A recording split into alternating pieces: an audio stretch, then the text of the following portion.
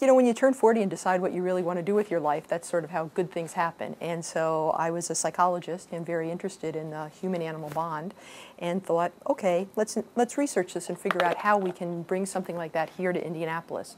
And so I looked into different programs and looked into a program that was a prison-based program out in the state of Washington and decided that, you know, that really helps people on both ends of the leash from the time the dog's 8 weeks old and you bring them to the prison. They train them, and then they get partnered with a person with a disability. Our dogs are trained to be predominantly mobility assistance dogs, so people that have lost the use of arms, legs through paralysis or through a birth defect such as cerebral palsy or muscular dystrophy. Anybody who needs help with tasks that they would normally use their hands for, such as picking up objects off the floor, opening and closing a door, pushing a drawer in or out, those sorts of things we train the dogs to do. There you go. Good boy. You know, when you start a not-for-profit, you realize that budgets can be scarce, and so you sort of look for creative ways to get the job done. And a nun had started this program utilizing prisoners to train service dogs about 30 years ago in the state of Washington.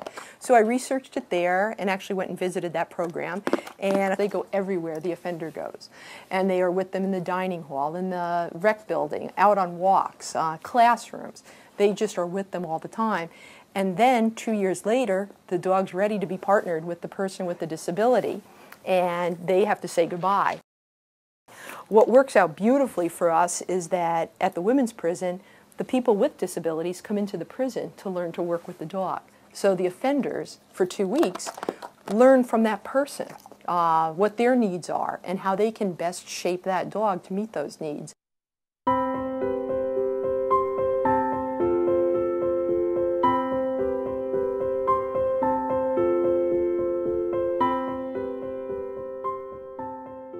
I see folks smile when they see dogs.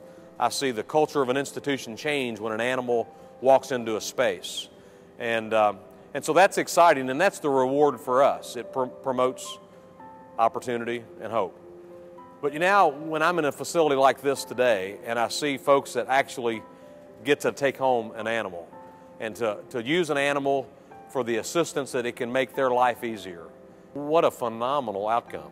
As difficult as it is, them having to say goodbye after 2 years, meeting the person the dog's going to, working with them for 2 weeks very closely, it creates a bond that is just phenomenal. Something we didn't quite anticipate, and really making a difference in lives, both the recipient who gets the dog and the offender who trained the dog.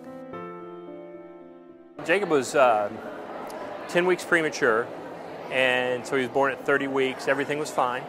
Actually, we were going home at 6 weeks old, and typically, you know, you can have a lot of issues from just prematurity.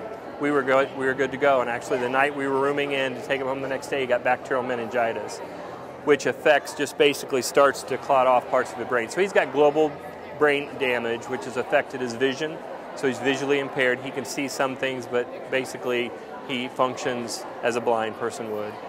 He has fine motor skill impairment, so he can't really do the pincer grasp and grab things. Gross motor, he really can walk with assistance, me holding him up, but he can't walk on his own. It first starts that I feel like he's got a best friend now. You can see it in Jacob. When there's a dog and he's able to pet him, he calms down immediately.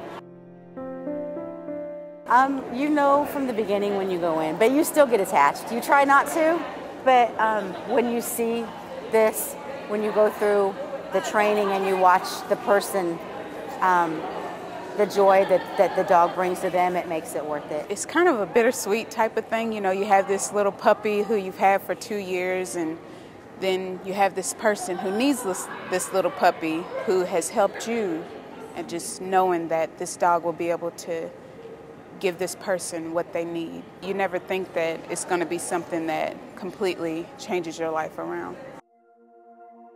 I wouldn't want to do this program without the prison piece, because you're able to help change lives from the minute you bring a dog into the prison and then watch the offenders change and grow.